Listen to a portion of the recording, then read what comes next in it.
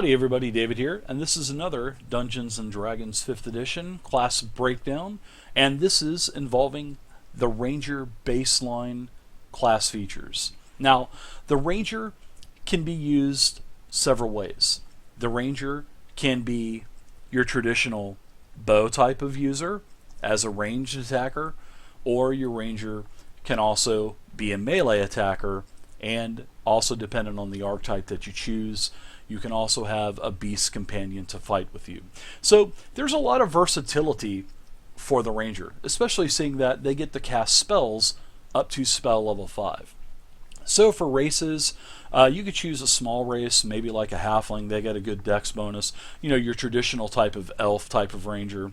You could also go with a human. Maybe, if your dungeon master will allow you to use the optional human starting character, you can start with a feat instead.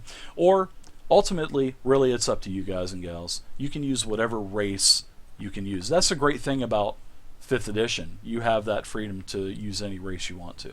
So, without further ado, let's go ahead and start checking out the Ranger class features, and this is for the baseline class features. Now, you're going to see here, D&D 5e has a maximum of 20th level, and every class in D&D 5e gets a proficiency bonus. You're going to start with a +2. Basically, your proficiency bonus entails anything that has to do with your saving throws that you are proficient in. It's going to deal with your attack. It's also going to deal with any kind of skill check that you are proficient in, or any kind of magical casting bonus, such as your spell attack or your spell save DC. And you'll notice that it does scale to your level, so you'll gain +3 at 5, +4 at 9, +5 at 13, and then lastly you'll max that at +6 for 17. And proficiency can also affect different things, such as if you're going Beastmaster, your proficiency bonus will also be added into several things for your Beastmaster pet, like its armor class, attack, damage, and any kind of skill and saving throws that it is proficient in. So proficiency has a really nice usage in 5th edition. You're also going to notice here that you're going to start at 1d10 hit points per level. So you're going to start at max hit points, so you'll be 10 plus whatever your constitution modifier is. Then every level thereafter, you'll either roll 1d10 or you can take a flat 6. That's if your DM allows it. Some DMs will just make you roll, but in my games I allow the players to either roll or take the static 6. And don't forget, you'll also add your constitution modifier every level too. So proficiencies for the Ranger: light armor, medium armor, shields, weapons, simple weapons, martial weapons. They get no tool proficiencies. Their proficiency saving throws, well, they're saving throws that they will get the proficiency bonus in, are strength and dexterity. And for skills, you get to choose 3 from animal handling, athletics, insight, investigation, nature, perception, stealth, and survival. You can see that they get some starting equipment here, and depending on your background that you choose, you will also get a little bit of coin to start, and the rest of your adventuring equipment. So you're covered on all ends of the spectrum. Now let's go ahead and start going over these class features for the base Ranger. So first, at level 1, you're going to get favorite enemy. And beginning at first level, when you take favorite, well, you're going to get it automatically. You're going to get significant experience studying, tracking, hunting, and even talking to a certain type of enemy. So you're going to get to choose a type of favorite enemy, whether it be aberrations, beasts, celestials, constructs, dragons, elementals, fae, fiends, giants, monstrosities, oozes, plants, or undead. Basically, all of the different labels within the monster manual, the different types of monsters. Now, alternatively, you can select 2 races of humanoids, such as gnolls, orcs, kobolds, anything like that, as favorite enemies. Also, as a bonus to your favorite enemy, you're going to get advantage on wisdom survival checks to track your favorite enemies, as well on intelligence checks to recall information or lore about your favorite enemy.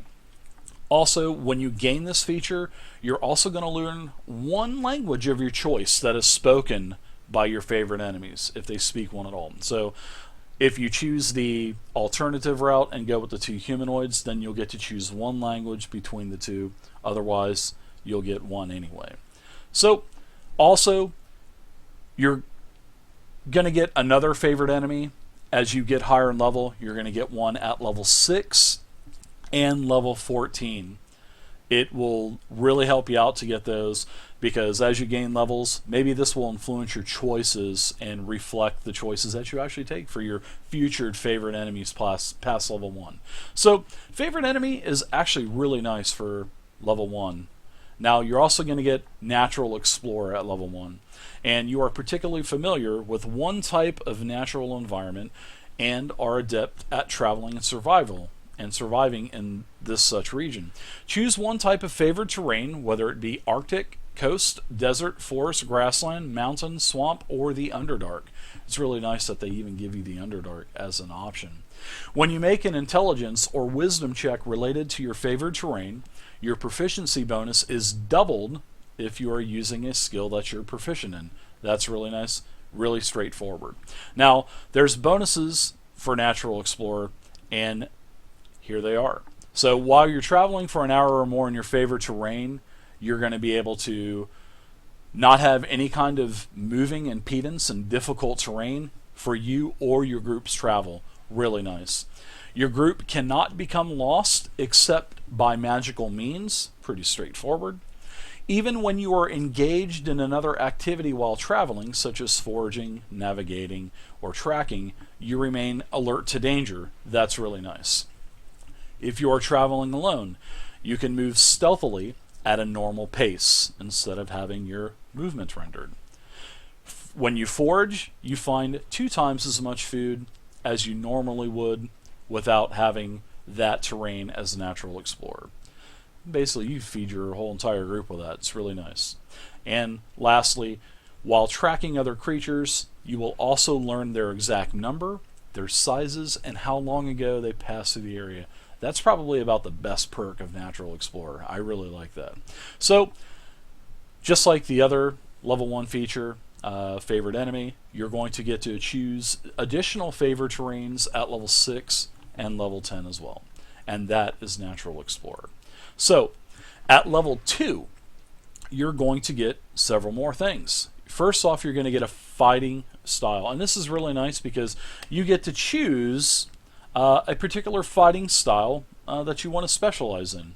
So you're going to get to choose one out of archery, defense, dueling, and 2-weapon fighting. And archery is, if you want to concentrate on range attacks, this would be perfect for you because you would gain a +2 bonus to only attack rolls you make with ranged weapons. Self-explanatory. Maybe you want to have a ranger that is using a sword and board, or maybe if you're a 2-weapon fighting, or hey, even if you're the archer type of ranger, you could take defense, and while you are wearing armor, you gain a +1 bonus to AC. That's pretty straightforward. Dueling, when you are wielding a melee weapon in one hand and no other weapons, you gain a +2 damage to damage rolls with that weapon. Now, here's how dueling works. You will not get the bonus if you have a weapon in each hand. Dueling will not work for you. You're basically wasting that fighting style.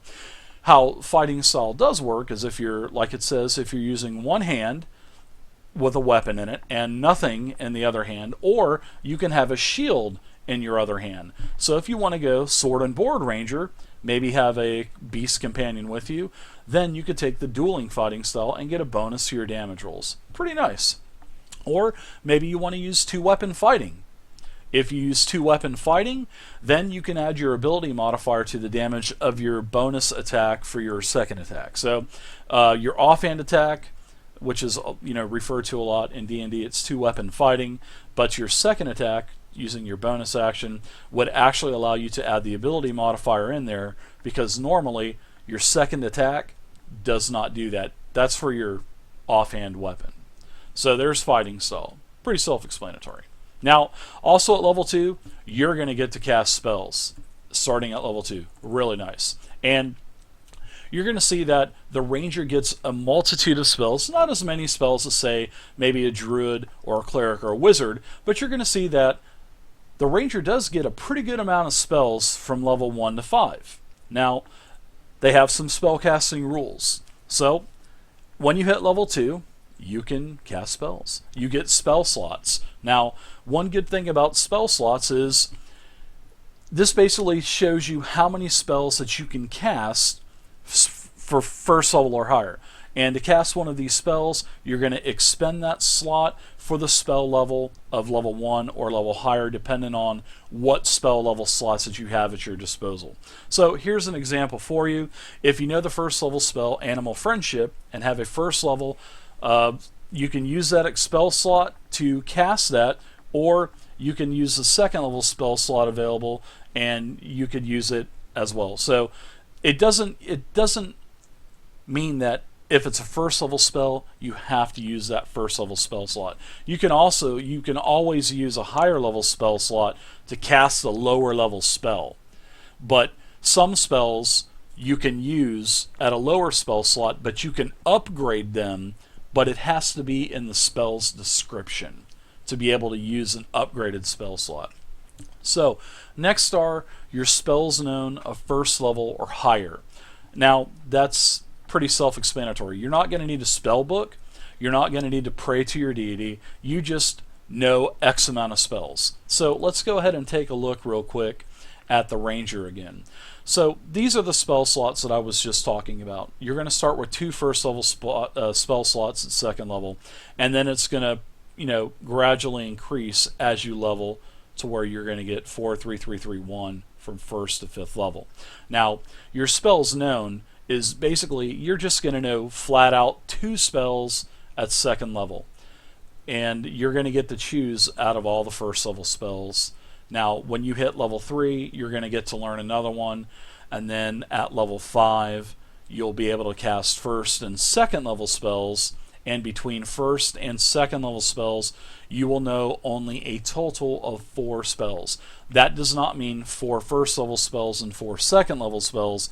That just means you know a total of 4 spells between first and second level. So there's a little confusion on some players maybe about that, but no, that means that you will only know 4 spells between all of your spell levels. Or, as you get higher level, say you get to level 20, you will know a total of 11 spells between all 5 spell levels that you can cast. So that is basically your spell casting. Lastly, you're going to, like I was saying about your proficiency, you're going to have 2 things that you need to worry about. Your spell save DC.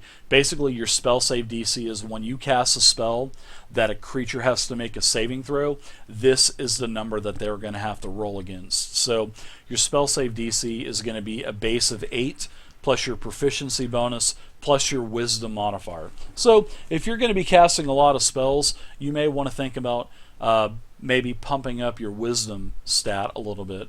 Also your spell attack modifier, which is if you're using spells to attack that does not require a saving throw, then this is going to be equal to your proficiency bonus plus your wisdom modifier. So that's everything with spellcasting at level 2. Now, next up, we're going to go to level 3, and let's check out what you get here. And it's going to be the Ranger archetype. And like I was saying earlier, at level 3 you get the Ranger archetype. There's 2 Ranger archetypes in 5th edition. There's the Beastmaster, where you get to choose a beast pet and it can fight with you, and that animal companion will grow with you depending on if you choose that. But normally you have to take Beastmaster to get the pet. The other archetype is called the Hunter, and that is basically where you can focus on being a bow ranger and get certain skills, or you can have choices to be a melee based type of ranger and get choices to help you with melee. And then there's several different defensive bonuses that you can get too. I have tutorials out for both of those archetypes, so you can check those out. And that's at level 3. So you're automatically going to get more skills to choose on top of these, depending on what archetype that you take. So also at level 3, you are going to get a Primeval Awareness, and beginning at 3rd level, you can use your action and expend 1 Ranger spell slot to focus your awareness on the region around you. For 1 minute per level of the spell slot you expend, you can sense whether the following types of creatures are present within 1 mile of you, or within up to 6 miles if you are in your favored terrain. So basically it's all of the different creatures like aberrations, celestials, dragons, elementals, fays, fiends, and the undead. What this means is basically you can use your action, and like it says, you have to use a spell slot too. So you can just use a level 1 spell slot.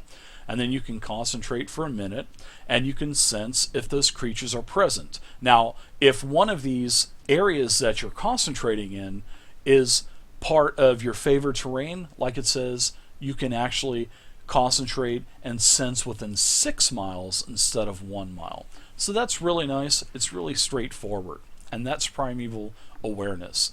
Next up are the Ranger ability score improvements. And you're going to get 5 of these while being a Ranger. You're going to get them at 4, 8, 12, 16, and 19. And what the ability score improvement does is basically it gives you 2 ability score points. You can pump one stat up by 2, so you could take your dexterity from 18 to 20, or if you like to take 2 stats up by 1, you can do that. So if you want to raise your wisdom from 13 to 14, and then maybe your dexterity from 17 to 18, you can do that. Now the stipulation to this is you cannot increase an ability score above 20 by using the ability score improvement. Now also, to touch on the ability score improvement, in the player's handbook, in chapter 6, there are optional feats. Now depending on if your DM, if he or she allows you to use these optional feats, you can use these and forego taking your ability score improvement and take a feat. Some feats will give you a stat bonus, some feats will give you maybe rerolls on damage, and there's a whole bunch, there's a whole chapter of these feats. So you can either, if your DM allows it, like I said, you can take your ability score improvement, or you can take a feat. You do not get both, unless your DM, of course, house rules that as well. So that is ability score improvement. Level 5, you are going to get Ranger Attack, extra attack. This is self-explanatory. You're basically, instead of attacking once, you're going to be able to attack twice. But here's the thing. You have to take the attack action on your turn. So you have to use your standard action, take the attack action, bam, you get to attack twice. Easy, simple, no need to explain that any further. Level 6, just like at level 1, you're going to get another favorite enemy, another natural explorer. Level 8, you're going to get another Ranger ability score improvement. That's really nice. That's going to be your second one. Level 8, you're also going to get a class feature called Land Stride. And starting at 8th level, moving through non-magical difficult terrain costs you no extra movement. You can also pass through non-magical plants without being slowed by them, or without even taking damage from them if they have like thorns, spines, or similar hazards. That's really nice. Now, in addition to Land Stride, you have advantage on saving throws against plants that are magically created or manipulated to impede your movement, such as those created by, using the Entangle spell. That's pretty straightforward. That's really nice. That's like a really nice perk to have, especially if you're going, through something that isn't your favorite terrain. So that is Land Stride. Next, at level 10, you're going to see that you get your third Natural Explorer, and I believe that is probably the last one that you would get.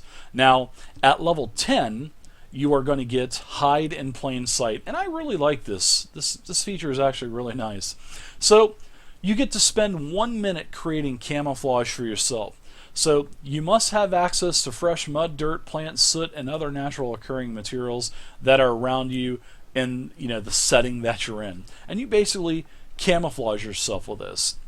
And once you get all these leaves, these muds, and you get hidden like Arnold Schwarzenegger, like in what was that? The Alien or whatever it is? Oh, I can't even remember. But once you're camouflaged, you can try to hide by pressing yourself up against a solid surface. And then you can open your eyes and then they'll see your eyes. So you press yourself against a solid surface, such as the tree or the wall, and this surface has to be at least as tall and as wide as you are. So if you're successful, if your DM allows it, bam, you get a +10 bonus to any dexterity stealth check as long as you remain there without moving or taking actions. And once you move or take an action or a reaction, you have to do this all over again. And now I remember the movie, it was Predator. So you would be, this would sort of work like Arnold Schwarzenegger in Predator when he was trying to hide himself. So perfect, I like it. Next up is level 12, you're going to get another Ranger ability score improvement. 14, you're going to get yet another favorite enemy. I believe that is your last favorite enemy at level 14. Then also at level 14, you're going to get a class feature called Vanish. And Vanish is when you use the hide action as a bonus action on your turn. So it allows you to do that. Instead of using a standard action, use a bonus action. And also as another perk, you cannot be tracked by non-magical means unless you choose to leave a trail. So unless if you want the creature to be able to follow you, and then you can lay a trap for it. Really nice. I like Vanish. Next up, after level 14, you get 16, you get another Ranger ability score improvement. Then at level 18, you get Feral Senses. And Feral Senses is when you gain preternatural senses that help you fight creatures you cannot see. When you attack a creature you cannot see, your inability to see it doesn't impose disadvantage on your attack rolls against it. That's really nice. I mean, basically, if a creature is using a ring of invisibility or something, you're not going to get the disadvantage. You'll attack with it. You'll attack normally, and you won't have any penalties. Really nice. Now, also as another bonus, you're also going to be aware of the location of any invisible creature within 30 feet of you. So you're going to basically know where it is, unless it's hidden. Now, if it's hidden behind something, then no, you're not going to know where it is. But if it's out in the open, trying to sneak past you, you'll basically know where it is, and you can light them up. So that is Feral Senses. And the last thing, as long as you don't have the conditions blinded or deafened on you, you'll also get these benefits. So that's the last thing. You can't have blinded or deafened conditions on you. Really nice. Feral Senses is sweet. So the last thing you're going to get, well, not the last thing, but your last ability score improvement for the Ranger is at level 19. And then finally at level 20, you will get Foe Slayer. And at 20th level, when you become an unparalleled hunter of your enemies.